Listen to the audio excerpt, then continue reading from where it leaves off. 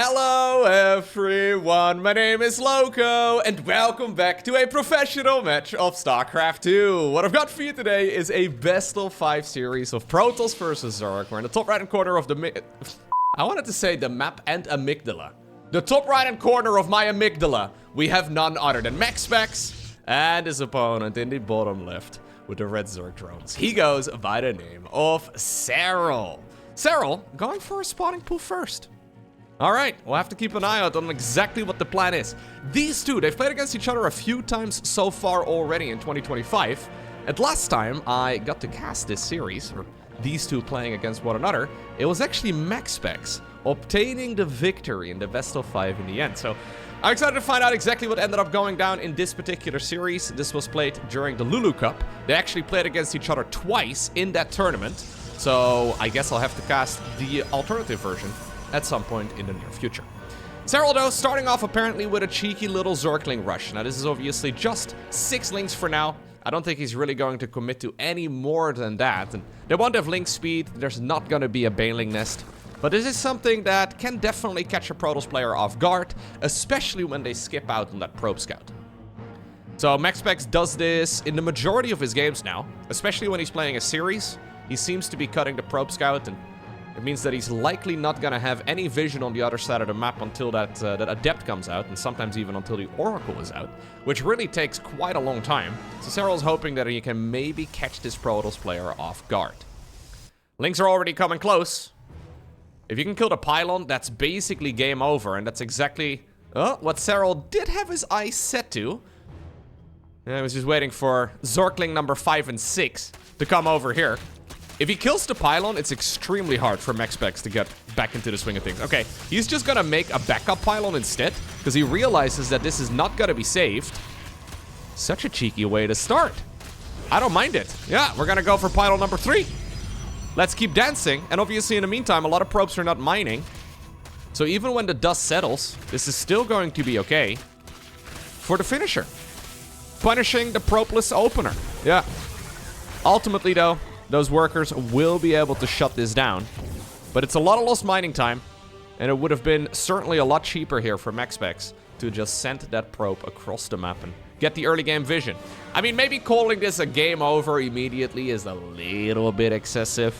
Probes are, of course, going to return right now. But this is not quite the start that MaxPax was hoping for. In the meantime, third hatchery coming up here for Serral. Got ourselves some additional queens here too, so 3 of them in total for now. We may very well see some more in just a moment. Obviously, the queens are a little bit more expensive these days, so the timings are generally a bit different too. So we're really prioritizing the droning, because, of course, he did lose a little bit of that early game economy by delaying his very first expansion.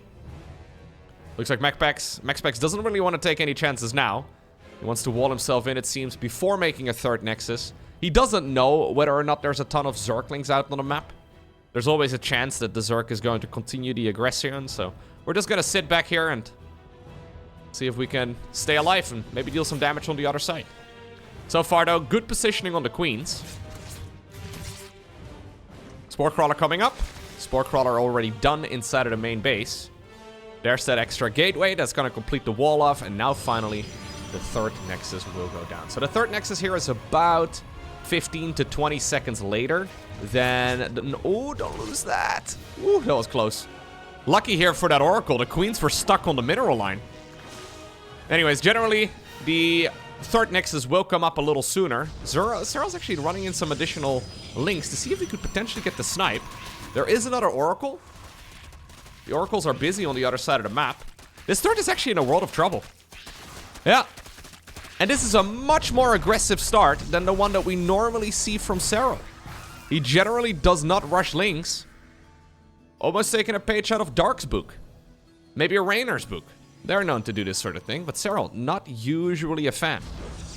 This is a tough spot right now for MaxPax, so he's trying to just follow this up with a very conventional strat. So it looks like we're gonna go into the Blink Stalkers together with the +1 ground, and all of that is very normal, but everything is just delayed. Now, of course, making those Zerglings early and then making that big group of Zerglings just now to force the council on the third, it does mean that Serral is cutting into his own drone production too, so it's not like he's got a phenomenal economy and did all of that. but he is certainly building it up right now. And what are you doing, little drone? Oh my god. You got that signpost straight through your body. Move away, buddy. Actually, I don't think you can. All right. Accidentally misrallying a worker.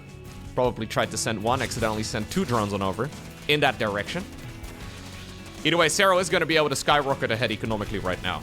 And it's very much so up to MaxPax to try and do something about it, but what in the world do you do? Well, not a whole lot. Apparently, we're going to go into just the good old blink stalkers and a whole lot of gateways.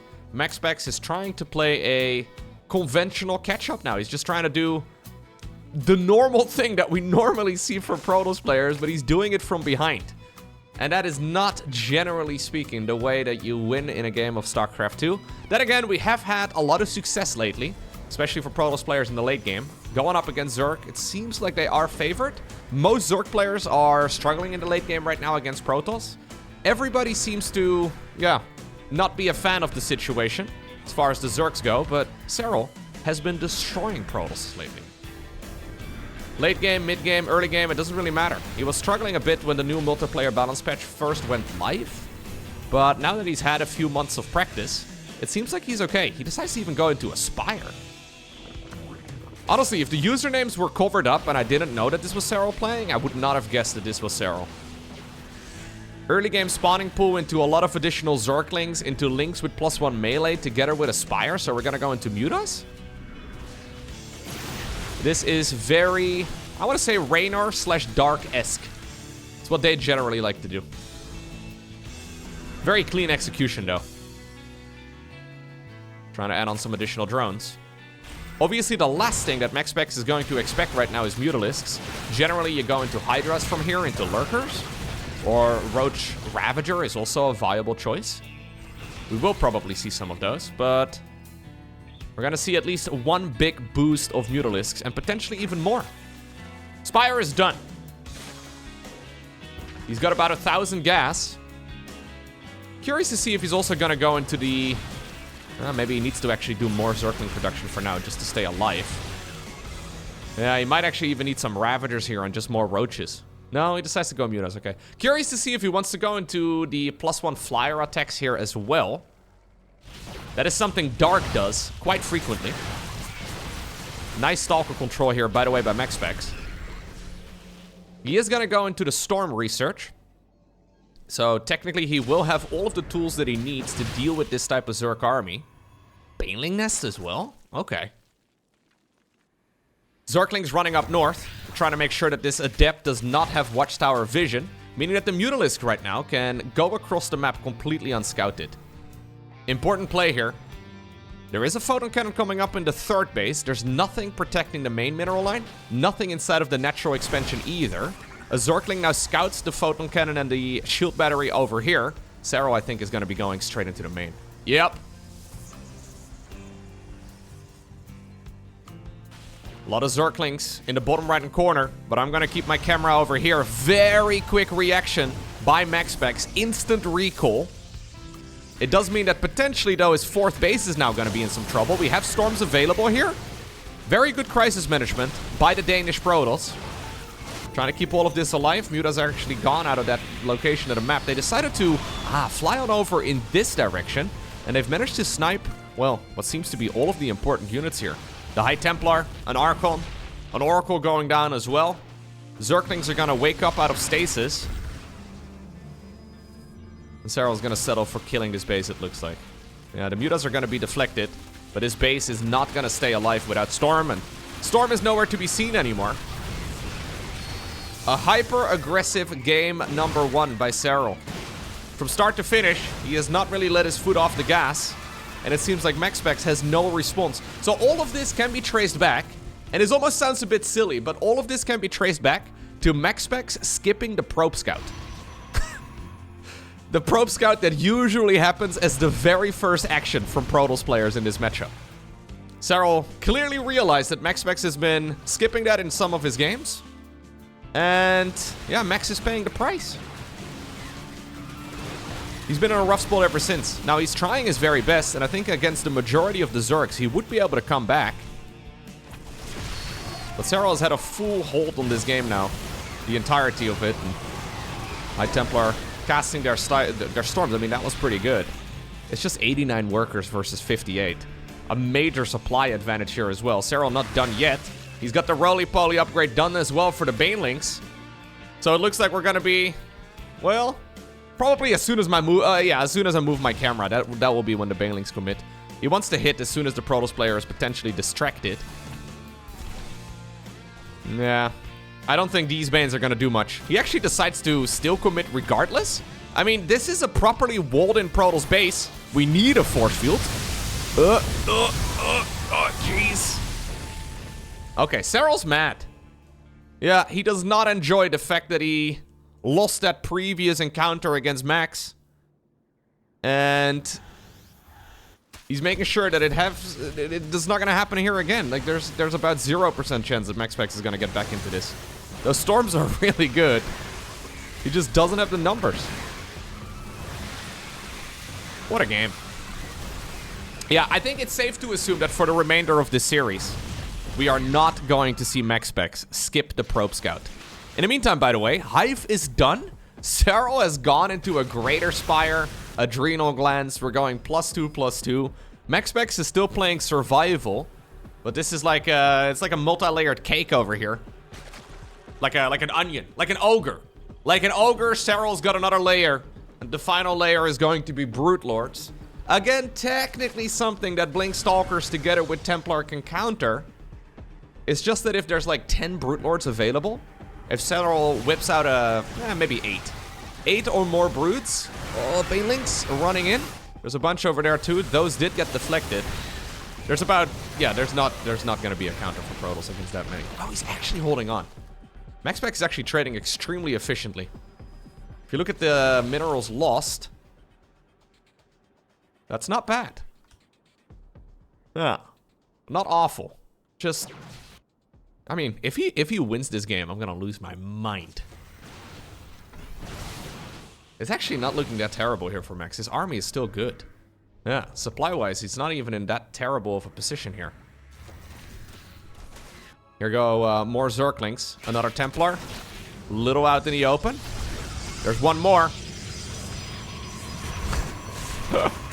Oh god, those Zerglings also got so much value. Another big storm is gonna at least push away that Zerg ball. There's the Corruptors coming up. The thing is, and this has been ongoing now for the last 5 minutes, what is MaxPax's way to win this game? Like, what is his win condition at this point? I think his win condition here is Serral having a major screw up and, like, for example, manually detonating all of his Banelings by accident, right? Or just having the worst engagement of a lifetime. Well, MaxPax has now seen that there is a Corruptor. Oh, Storms. Good stasis as well. Although this might be one of those scenarios where you actually wanted them to roll through so the Storms could actually deal maximum damage. He has seen the Corruptors, and when there's smoke, there's fire. When there's Corruptors, there's Brute Lords imminent. It's only 5 of them, mostly because Serral was maxed when he tried to make him. Bunch of Zealots here going in for the run-by?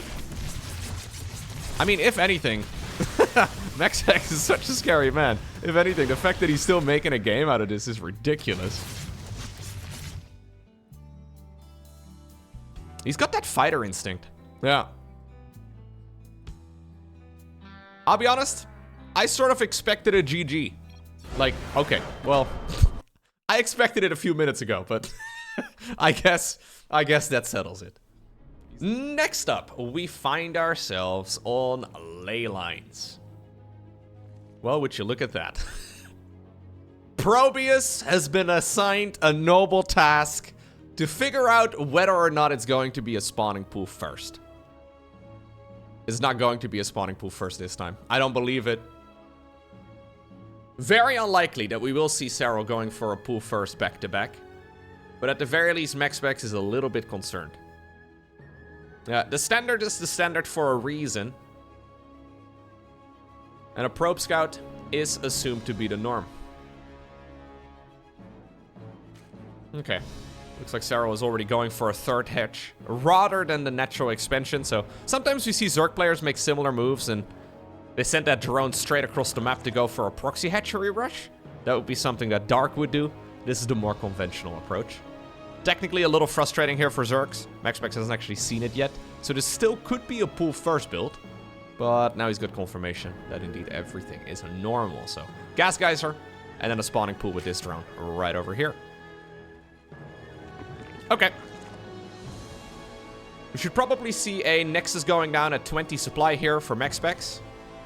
Generally, we also see a 20 supply Cybercore, so Protoss players usually count... They basically skip one of the probes at that point in the game. There we go. Cutting a worker. Going straight into the cybernetics core. This way you can ensure that you can get some adepts out in time and still tech up quickly too, because obviously the cybercore is the main tech structure that basically everything pivots from, so you can go into a Stargate or a Twilight Council, Robo facility, whatever else you want to. To be fair, in this matchup, you really only have one real choice, and that is the Stargate. The Stargate, I mean, it is just simply the best option.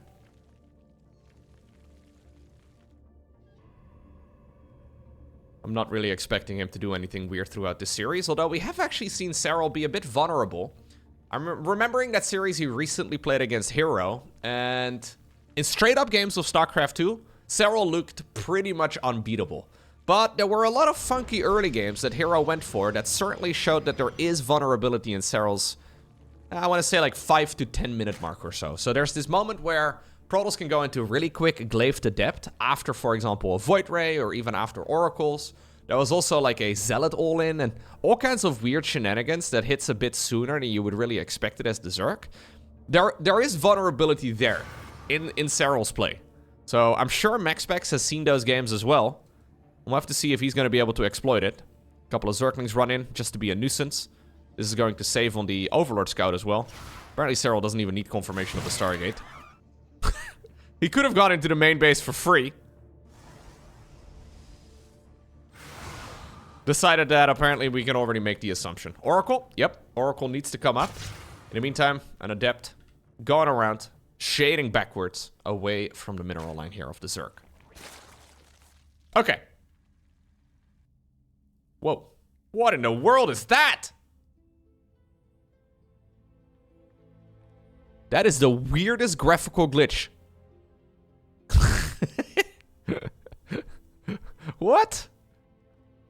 This is one of those moments where if I move my mouse away, I'm probably not gonna... Oh my god, I can recreate it! This is some sort of shadow that's... Alright. Looks like I need a new graphics card. No, Lowko, you don't need a new computer. Unless... No. Maybe... No. This is StarCraft 2 screaming out for a 5090. Look at this. What in the world?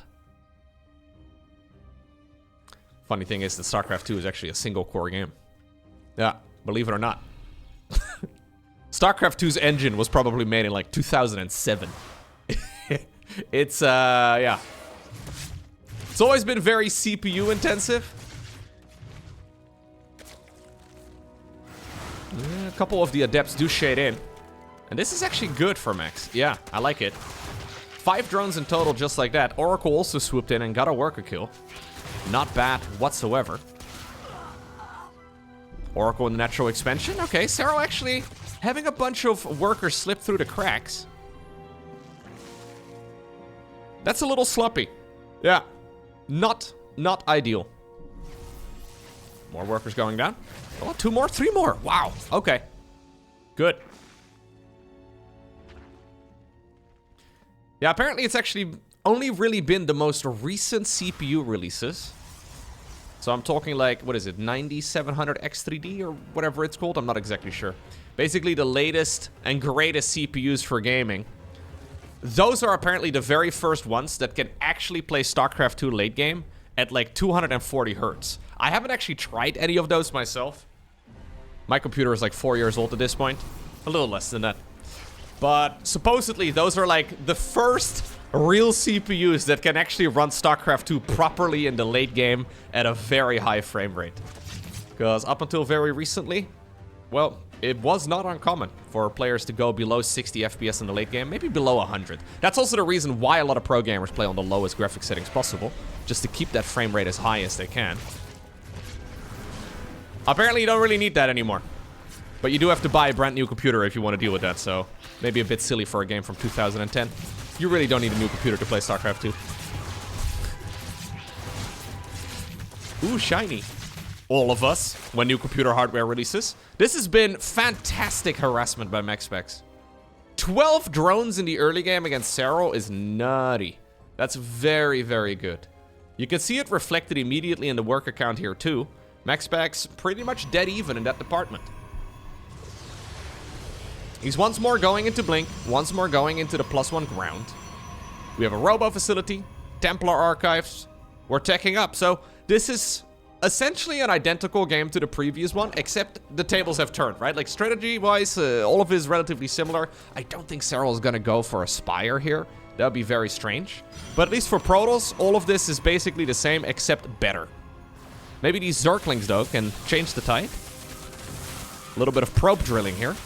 So he's trying to stack up the probes and then attack move at the same time. They actually do all attack from that stacked up position. Nice moves.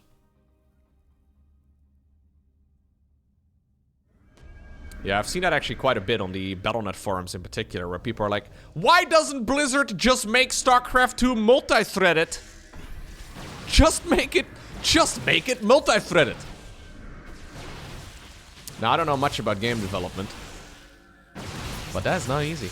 No, they would basically have to rewrite the entire game. Which is, spoiler alert, not going to happen. Those stasis wards, man. Those stasis wards have been incredibly nice. Yeah, just flip the switch. Just flip the switch in the engine that says multi-threading. Looks like we had an attempted run-by over on the other side of the map, too. So far, the stasis wards are super good. Are we gonna blink to the low ground? Make a little bit of room to send some more of the stalkers to the low ground. Is this an overextension, though, by MaxPax? Oracles activate the pulsar beam. This one doesn't have enough energy. +1 melee is super nice on these links. And I think MaxPax got a little carried away here in his fancy stalker control. It's by no means the end of the world, and he actually only lost 8 stalkers. Could have sworn I saw more of them die just now. Well, that's a 9th one, apparently.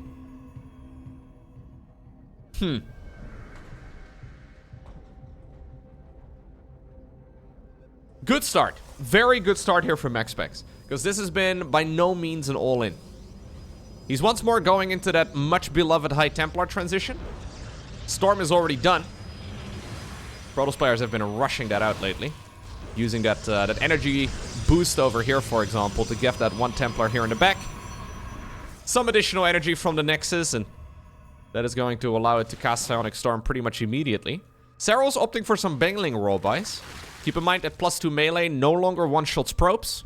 It hasn't in quite a long time now, but for like the first 13 years of StarCraft existence, StarCraft 2's existence that is, the Bangling would, with +2 melee, one-shot a probe. No longer the case. And while this could have been good, pretty good splitties here. Yeah, the Zealots are all gonna get cleaned up. This was still Zerglings trading out together with Banelings for a bunch of Zealots.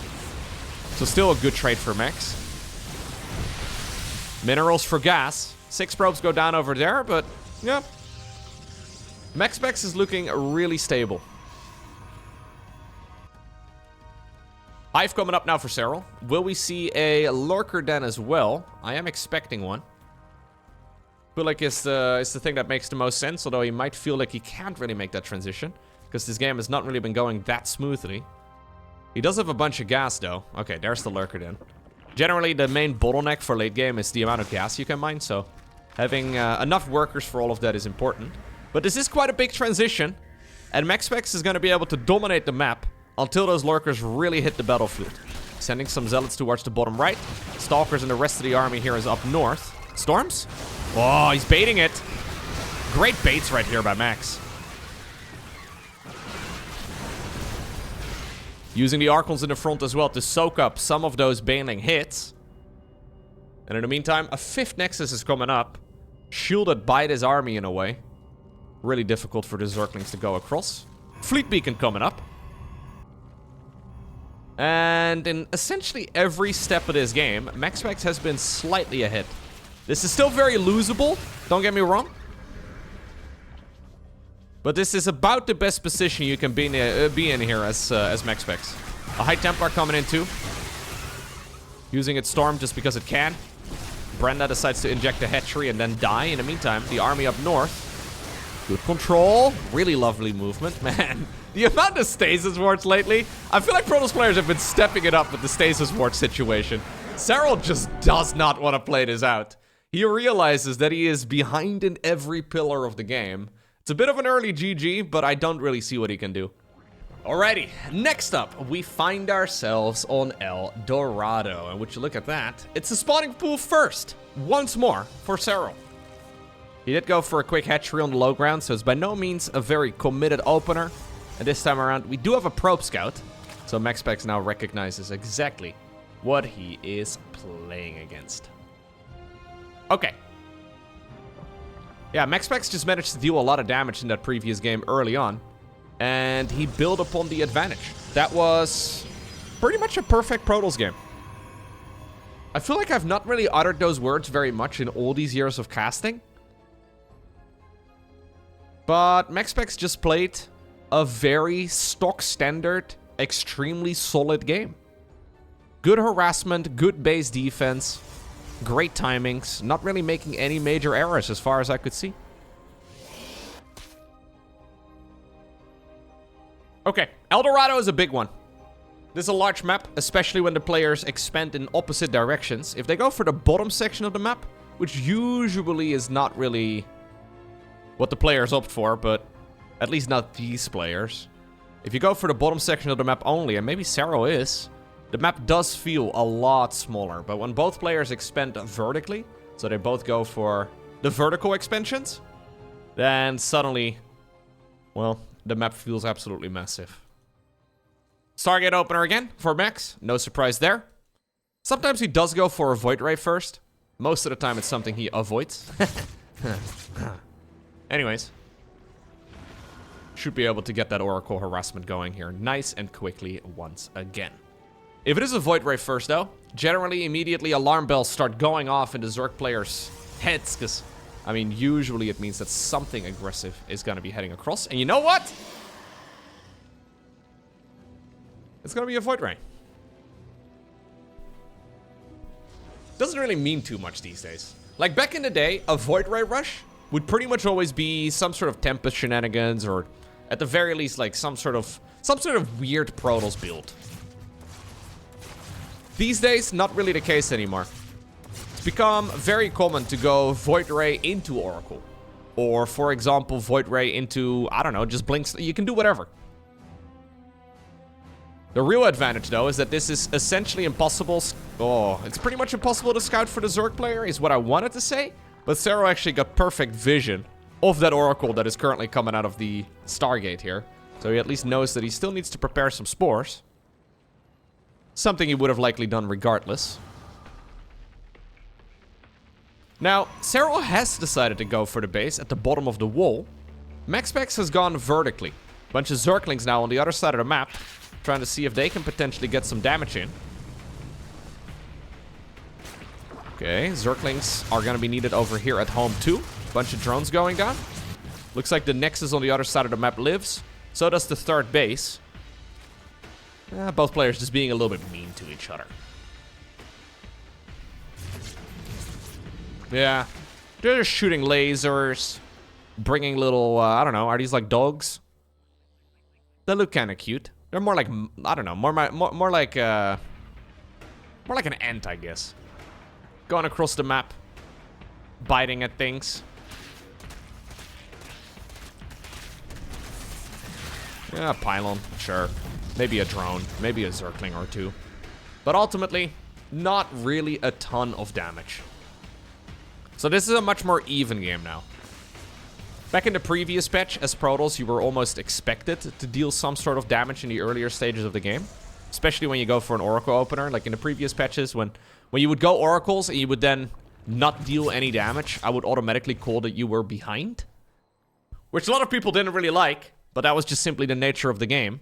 Now with the queens being a little bit more expensive and everything else just shifting slightly, it feels to me like you are, I don't know, maybe by default you've killed like 3 to maybe 5 drones or so. That's kind of a way to look at it. So the game feels a lot more even to me when Protoss doesn't deal a lot of damage. And this Oracle has now actually got 8 kills. 4 drones in total. Yeah. That should indicate a very even match. Now, the one thing that Serral does have over here, is more drones that are dying, but he also has a bunch of probes on the other side of the map that he killed, but he also has a potential gold base that he can mine from the wrong side. I don't like that creep tumor. That creep tumor is gonna block a hatch for sure. Cancel it, no? I would like to be proven wrong, but I feel like that creep tumor over here is blocking an expansion for sure. Generally speaking, Zergs will go for the base over here. I don't want to doubt Serral, though.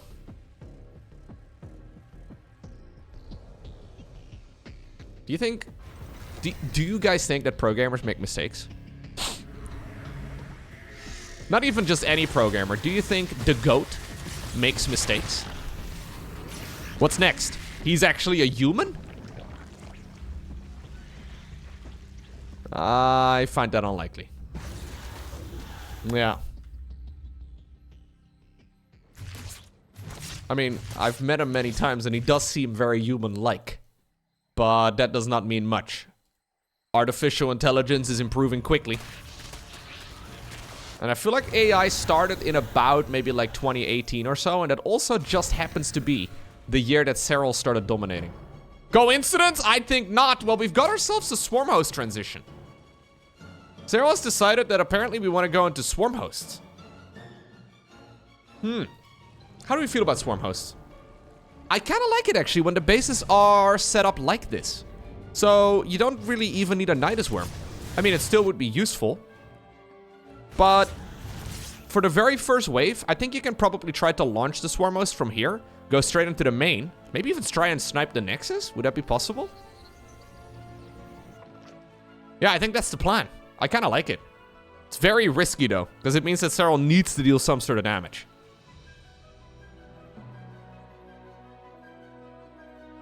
This is a weird army. Bunch of queens together with swarm hosts. Brenda is showing them where they need to go. There is a zergling in the top right hand corner though, and I think this is mostly here to scout future expansions. The Void Ray sees it. This is big. This allows MaxPax to prepare. Yep, Oracles run in. We have Storms available too. A couple of Stalkers get warped in. Oracle is needed. Zealots are going to get killed immediately. It is honestly really well managed here by Max. So this could have been the end of the Nexus. It's a little move, but keeping the Void Ray patrolling here and reacting that quickly is huge. He also did not take the bait and split his entire army off. A lot of Protoss players, myself included, would have panicked and sent everything into the main base. Well, he still is going to lose the base because he doesn't have enough stuff to really keep it all around. I feel like he could have protected it a little bit better, but... MaxPax thinking ahead. It is going to be a lurker transition now, so it's really only one wave of swarm hosts and that's it. The queens in the meantime are getting juggled on. Void Ray has to return. Another locust wave in the meantime in a natural expansion, trying to be annoying.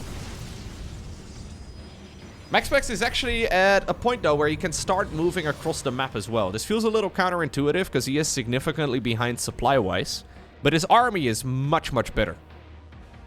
This is that awkward moment for Serral where he's maxed out, yes, but his army is very mid, and he wants to go lurkers. So this is one of those moments where you kind of want to give up on the swarm hosts, but you don't really want to give them away. You do want to make room for some supplies so you can actually make lurkers, but you also don't really want to throw your roaches away. MaxPax decides to just play this defensively. He's got he's got 9 Immortals here. That's a lot of Immortals. Can something be more immortal than an immortal?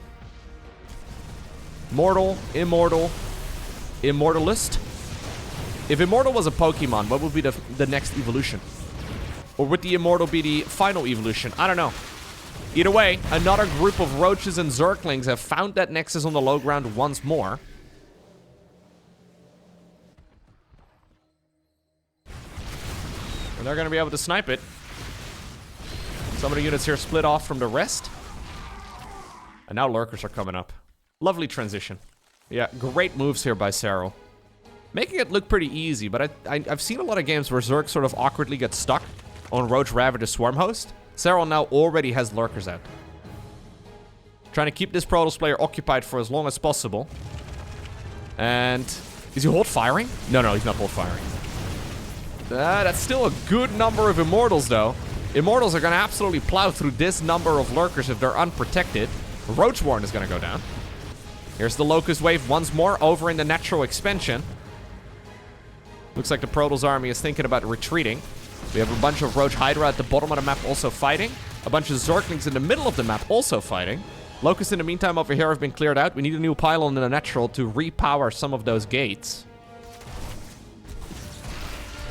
Okay. These guys are so closely matched. Honestly, it's an absolute treat to watch Serral and MaxPax play against one another. They're not here for our enjoyment. I feel like that is something that everybody needs to be reminded of every once in a while. There's a lot of people that believe they play for our enjoyment. That is not what they're here for. They're trying to win. If the games are fun to watch for them, that's a nice little byproduct. But they are mostly just here to try and obtain the victory as quickly as they can. But they just can't. Like, this is one of those beautiful situations where the players try their absolute hardest, but they have to continuously try to outsmart each other. Fleet Beacon now coming up because of that for MaxPax, who is likely just going to add a mothership into the mix for now. Now, finally, we see the Nidus Worm. Stargate's also coming together with +1, so we will indeed see the mothership together with the Tempests. This is that moment in StarCraft 2's ZVP where usually Protoss is quite vulnerable. So Zerg can be vulnerable as they're trying to transition towards lurkers. Protoss is generally very vulnerable when they try to make the switch over towards Sky-protoss. The Swarmos in the meantime, they thought maybe that the Nidus Worm would be for them, but Serral is just walking them around. Can he kill this Nexus one more time? That would be nuts. I don't think he's got enough for it, no. Oh, he's gonna try. He's gonna try. Does he have enough?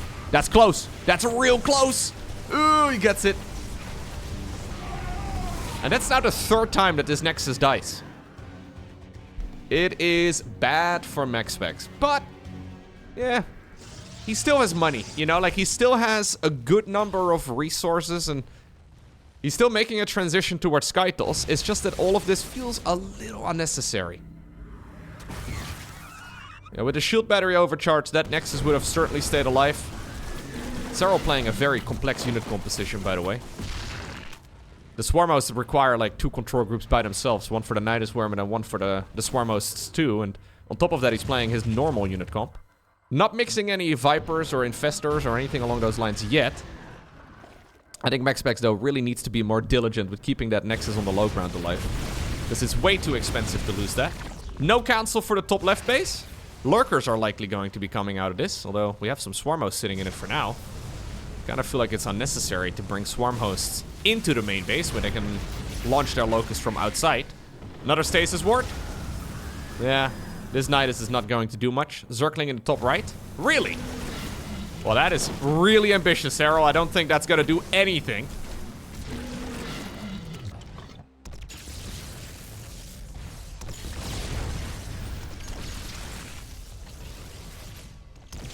Lurkers trying to see if they can find a bit of an angle.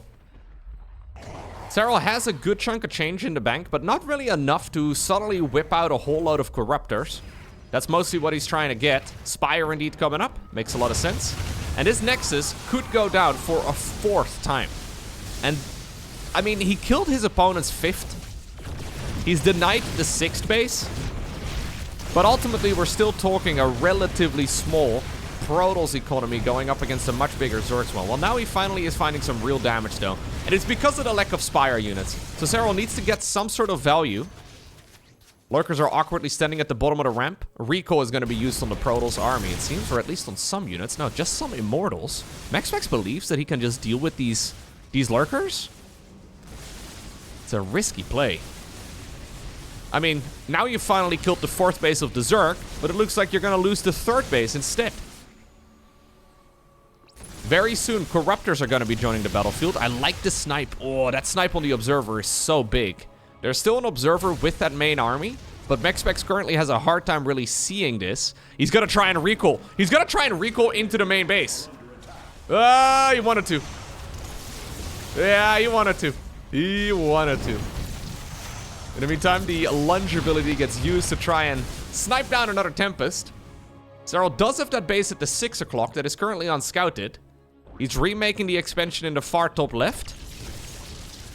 MaxPax, though, has been contained on just 2 mineral lines, and the both of them are pretty much dried up at the 16-minute mark.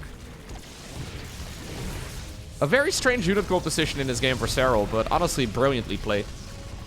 Can't really make any real arguments as to why this would be bad. It's just hard to control. But he's doing it masterfully. This would have been amazing for MaxPax if he had a little bit more economy. Well, I think his best choices right now, or his best chances, are just to make one big bulldozer army and try to obtain the victory with that. He's got 26 probes. He's not remaking a Nexus. He's not adding on any additional workers. He's mostly just spending his money. Oh, and he actually lost the pylon over here powering the cyber core. So he's mostly just trying to get that upgrade done and then go, go, go. But I'm not sure. I'm not sure if it's going to be enough. Spore Crawler's coming up. I think Serral's reading this game brilliantly here too. Recognizing that it's time to slow down the match a little bit. There's zero reason for him to commit. Just let the Protoss player come to him. Serral's just going to scan. He's going to scout over here with a bunch of swarm hosts. See if there's a new Nexus somewhere.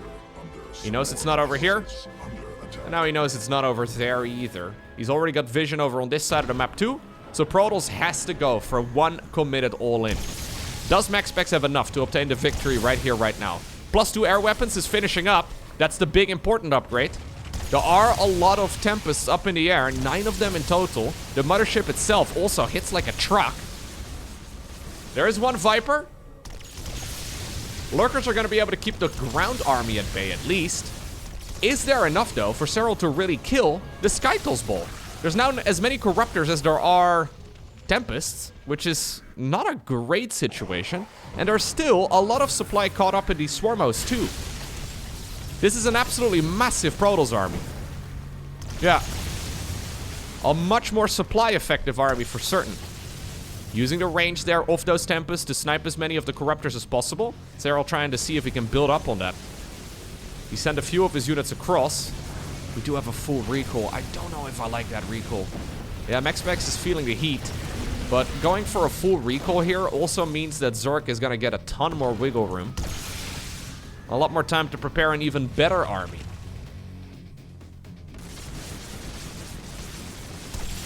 Corruptors! Corruptors swoop in. This is apparently the moment that Serral's been looking for. He decides to fly into it. Corruptors are taking a bunch of damage from the storms. And then also from the Archons underneath. One more Tempest falls, and ultimately I think that was good enough for Serral. Mostly because MaxPax is bleeding out. He's bleeding out, digging deeper just to okay, we're long distance mining the third. Ah, beautiful game. Bit of a misread. I think strategically, MaxPax did not play this optimally. His unit control has been brilliant, and just in general, he hasn't really made any major mistakes. He's just chosen a different strategy, and I don't think it was the correct one. Obviously, you're always dealing with limited information in a game of StarCraft. They can't see the entire map like I can here when I'm casting the match. So he's trying his best to make all those decisions. But I think he's starting to realize now that this is feeling rather hopeless. Yeah, what do? You can't really step into the lurker range. You can't really go into the static defense.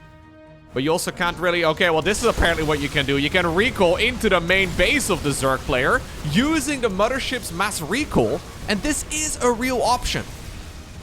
If he can somehow get those lurkers in a clumped up position, yeah, where the storms can maximize their damage, where the Corruptors are awkwardly flying clumped up together, when the Archons can be underneath to start shooting those Corruptors out of the sky, that was about the best engagement Max was ever going to get.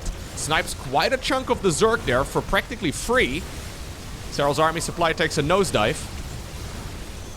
Yeah, still no way for him to go down to the low ground, though. Very spectacular ending. But not quite good enough there for MaxPax. Ultra Love is going to be our next game in this best of 5. Can we get more games like that previous one, please? But then, you know, MaxPax wins instead, so we go to game number 5, and it's gonna be like a 45-minute macro fest. All of the bases are going to mine out. It comes down to the workers fighting the other opponent's worker. Oh my god, I'm looking forward to it. Honestly, that previous game was an absolute banger. Yeah. I think it honestly all came down to MaxPax losing his 4th base. Like 4 times. That was too much. Yeah, he got a bunch of kills as well on the other side of the map. But ultimately, Serral just seems to be... He seems to have this, like, weird, like, thinking ahead build order inside of his brain, you know? He's like, yeah, your build order is good, but my build order is better. You know how, like, in chess, a lot of the top-level players will be able to think a certain amount of moves ahead? It seems like Serral has a very similar vibe, except he thinks more moves ahead than the other players. Just think more. I've mentioned this before in a cast, but once upon a time I asked Serral at Home Story Cup how he gets good at the game, like what he does. And he said to me, I sit outside on the porch and I think about the game. And I kind of thought he was joking. But I don't think he was. I really don't think... I'm pretty sure he's applying philosophy to StarCraft in the modern days, you know? It really... Yeah, it really does seem to make sense. Just think. You know when you sit down and you, maybe this is just me, but when you sit down and you just, your brain is like, just going all over the place? Like thinking about just one thing is really difficult. Maybe this is me because I'm perpetually online. Maybe my attention span is just that garbage these days, but... I've got like a whole orchestra going off in my head. There's like a monkey playing the drums. That's what goes on when I sit on the porch and I do nothing. Yeah, if Sun Tzu was still around, he would have sat down with Serral and learned some proper strategies. Anyways. Maybe Serral actually wrote The Art of War. Do you think it's possible? Like, we don't really know if Sun Tzu was a real person. It's not entirely clear. Let me ask you this. Have you ever seen Sun Tzu and Serral in the same room at the same time? Yeah, think about that. Can I find some Sun Tzu quotes? Hold up. Let me ask Copilot real quick. Write a... We have some drones going on. Write a StarCraft 2 quote from Sun Tzu. I'm sure to know your enemy, you must become your enemy. In StarCraft, understand your opponent's strategy. It's the key to victory. Adapt, anticipate, and strike with precision. See? That works perfectly well. Hatchery at the top of the map in a little bit of trouble. Oh, he actually gets the council. That was a really important play.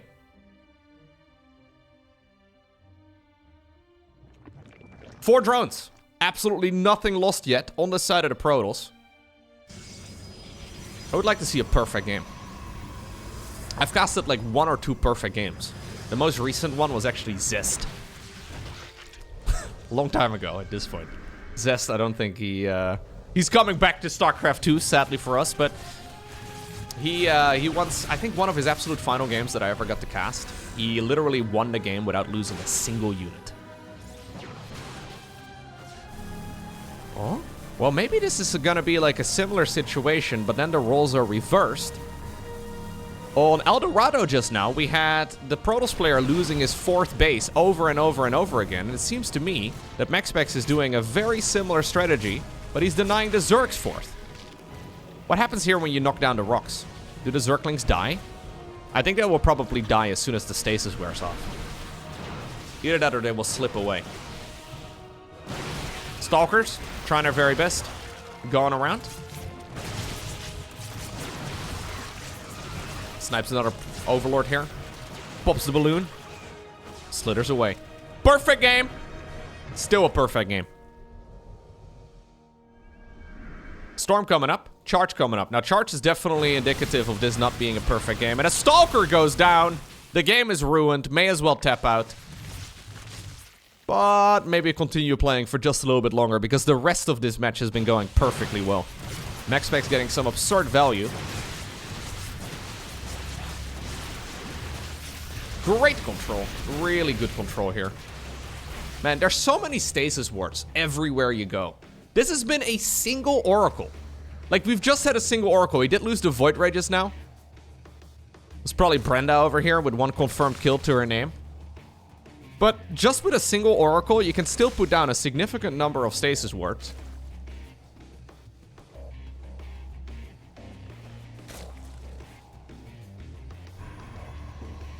Photon Cannon building inside of the natural expansion too, together with a Robo facility. 4th Nexus coming up in the far bottom left. This is going to be quite a difficult one for Serral to snipe. Especially after an early game like this, it'll be difficult for him to really get a good opportunity. Stalker's trying to micro backwards. A few more of them are going to go down.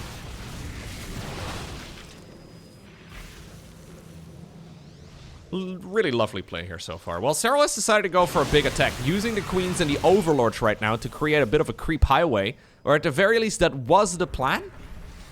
It seems that upon seeing Storm, he's recognized that maybe you shouldn't go for it. Maybe just do a little bit of, you know, just poop in the corner a little bit, Brenda. Just one little, okay, Brenda. Apparently, MaxPax doesn't like it when you poop in the corner. I was just thinking maybe just a little bit so you can spread a creep around a little. Zergling run by, though. They get to go into the private planes and move into the main base. That is how I assume Serral travels in real life, too. First class everything. His own private overlord. It is a little bit dicey. Again, though, Stasis Ward's coming in clutch. Zerglings are dropping out of the balloons, but honestly, not great. Zealot run by in the top corner of the map here also, like the top section of the map, rather, also quite successful. 7 drones go down. Overlord drop over here, gets popped too. Brilliant defense here. Brilliant offense, brilliant defense. MaxPax playing fantastic StarCraft. I think he's getting a little overzealous though over here. Can't really blame him too much because there's so much going on in a game like this. Difficult to keep track of all the things. Let's do a little bit of first-person view for MaxPax. So this is what MaxPax sees while he's playing the game. Obviously, we don't get to see his mouse input. That's Prism. Yeah, that's the Prism going down. Zealot run by in a little line to make sure that a Zergling run by over there would not be able to deal that much damage. His army is quite split up. It's funny, man. When you cast games for a while and you zoom out at the beginning of the match, you kind of forget how zoomed in a game of StarCraft really is. This game would be much easier to play if the zoom out was a little bit, you know, a little bit bigger. I like it though. It does feel a little bit claustrophobic because things can come from anywhere, especially when you're on creep. MaxPax still sending units around. He's got a group of Zealots up north, a group of Zealots as well over there on the right, and now a main fight here in the middle. This main fight is looking like it's going to be a win for Protoss eventually. Queens have cleaned this up. Run by in the north. I mean, it moved from that 4th into the natural expansion, and Serral can just not hold on against all of this aggression. He knows that the fleet beacon is going to be coming up next, and what do you do against a mothership in a game like this? GG. Okay, and that means that this entire series is going to come down to this one game on Whispers of Gold. We had MaxPax sending a probe across the map early. Natural expansion for Serral got blocked. He decided to take the triangular expansion here instead. In the meantime, on the other side of the map, once more, a very conventional start. And we are gonna go into the good old Stargate. What? No way, never seen that before. Want to see a magic trick? The Stargate is suddenly done! Okay, is it gonna be a Void Ray or an Oracle? It's gonna be an Oracle. Adept in the meantime. Setting up shop right between those 2 bases of the Zerg. Trooper? Yeah, nice. Good snipe. Is it annoying when I fast forward? Yeah. Serral saves the drone this time around over at that newly made base. He's gonna need a Spore Crawler there, though, in the near future, because otherwise the Oracle is gonna start zapping everything to death. Third Nexus will be coming up momentarily too. MaxPax, though, does decide to complete the wall off for now, before sending a probe here towards that triangular base as well. The triangle base. I've seen some people actually be a little bit confused about triangle versus... A lot of programmers like to call it a line base. I don't like the word line base. It's stupid. I like vertical or horizontal, I guess. Anyways, same idea. Zergling's going to town. Is there enough? Oracle comes in with the pulsar beam. Ooh, that's really close. He gets it. I think maybe he could have kept it around, but MaxPax decided to cancel. Can't really blame a man for that. So this is called the triangle base because the bases are set up in a triangle. Opposed to if you were to expand in that direction. It usually creates a bit of a different dynamic, especially for base defense.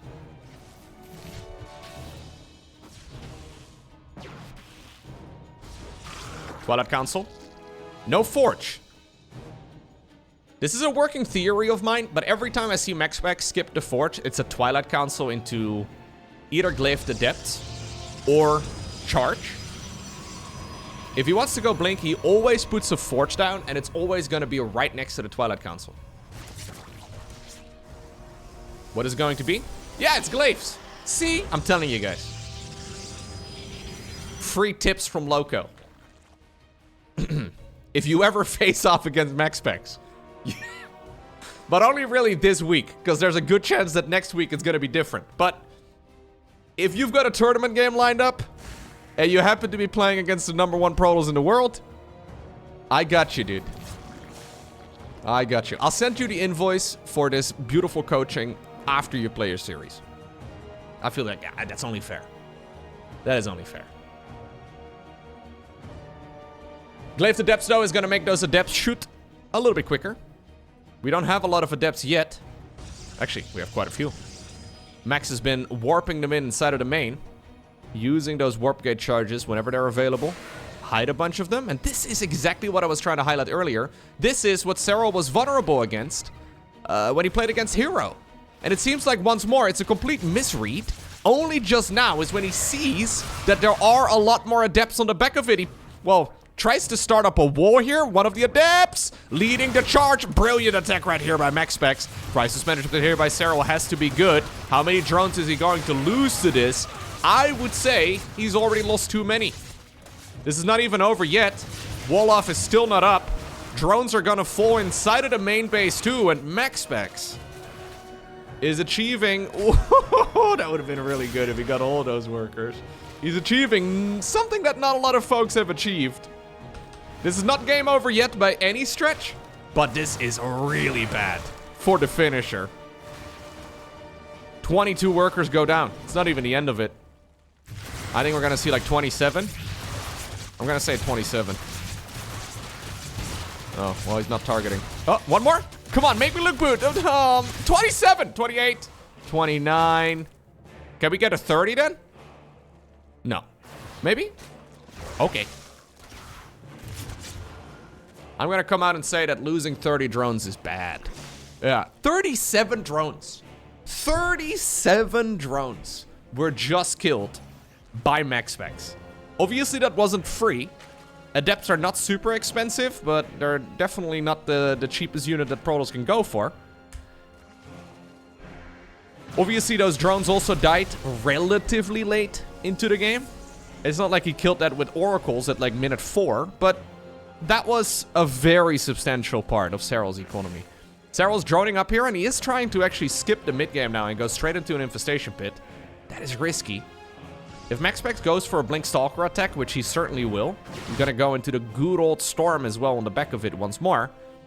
I wonder if he can actually close out the game with that attack. How many gateways are we on? 6 gateways. The dancing has to be good. Serral does have +1 melee about halfway done, and that's important. Otherwise, he can really not hold. But let's see. MaxPax is putting on his dancing shoes. I am wearing my tutu. I always do that when I'm casting games of StarCraft. It's my uniform. Okay, no, I'm not wearing my ballet outfit, believe it or not. We have a couple of revelations going down. This creep tumor is not caught within. That's nice, I guess, for Serral. Couple corrosive balls do lend. Zergling is going to scout the timing of a potential 4th Nexus, but one is already building at the bottom of the map at the 6 o'clock. Zerglings are popping the stasis wards over here, and Serral, trying to pull a rabbit out of a hat, may have just achieved the base defense.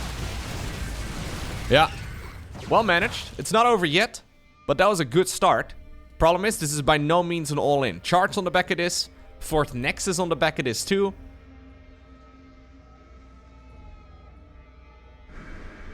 Serral has a very real vulnerability right now against Glaive Adepts. I think because of the late game situation, he's really feeling like the need to drone as aggressively as possible. And Glaive Adepts, I mean, they're not that hard to hold, technically speaking. You just need to stop droning a little sooner and make units a little earlier. When you have very limited information, though, it's difficult to make that call. If you blind counter Adepts every game, you fall behind against the Blink Stalker push. It is a bit difficult. Oh, High Templar a bit exposed. They back up just barely in time. Here comes MaxPax. Preemptive storm over here. The weather forecast is once more stormy weather. That being said, though, we do have the ranged upgrade coming up for lurkers, and a few lurkers are already out. This is a super dicey defense for Serral, but he has lurkers now.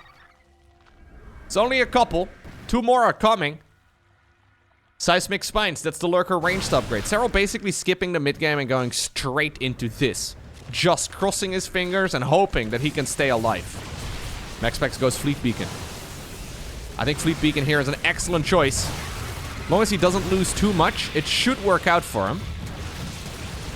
A mothership here would be absolutely lethal.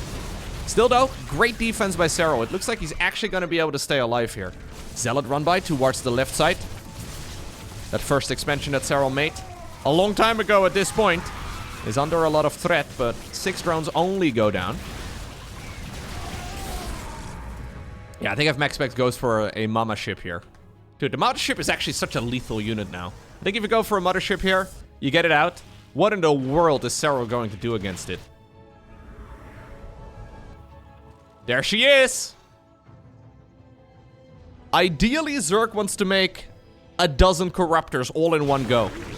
But this is not a situation where Serral can even afford a Spire. He's desperately trying to stay alive. So far, so good, though.